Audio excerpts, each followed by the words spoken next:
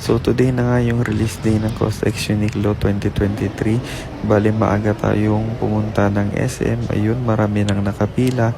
So organized naman yung pila nila kasi pinapaupo naman yung mga clients. So ayun, by batch po tayong pinapapasok. May control ticket silang binibigay sa atin para hindi magulo. And then nung nakapasok na kami, yun, marami pa namang stock. So fit check muna tayo ng long sleeves para sure na yung bibilhin natin is tama talaga yung size. So yung binili natin is 3 t-shirt and isang sweater. So ayun, may libre siyang sticker. For every 2 items na bibilhin nyo, may libre siyang isang sticker. So random sticker po yung ibibigay sa atin. Hindi natin alam yung kung anong design. 3 po pala yung design ng sticker.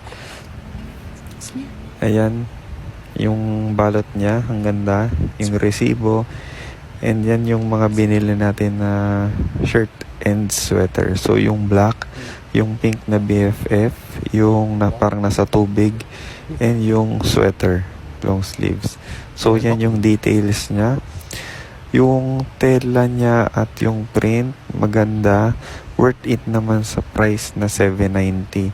Pag chinek naman natin, pag tinignan natin ang mga damit sa Uniqlo, alam naman natin na maganda talaga ang quality nito. So ayan yung pink na BFF na parang naka post, maganda. And then yan yung cover din yan sa book na nirelease nila, and dun sa sweater halos same lang din po pala ang design niya dun sa sweater. So ang back print niya ay parehas lang din.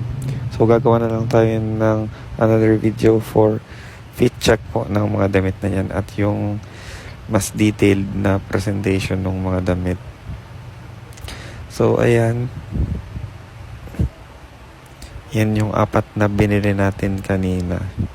So size medium yung kinuha ko sa search, as size large naman po sa sweater.